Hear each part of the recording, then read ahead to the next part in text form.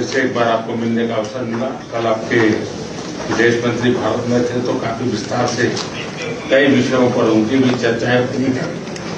Well, Prime Minister, it's wonderful to see you again. Can I begin by expressing my condolences to the people of India for firstly the terrorist attack at the Balfour Tower explosion, but also for the bus crash in Saudi Arabia that led to a loss of million lives.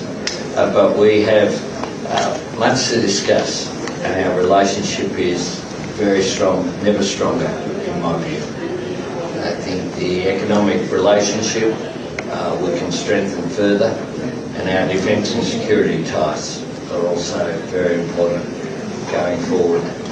And I look forward to our discussion today. I know our foreign ministers have had a very successful meeting, and I of course saw your minister in Malaysia just a short time ago, and the relationship between us as well. I think the large Indian diaspora in Australia just means those ties are so strong.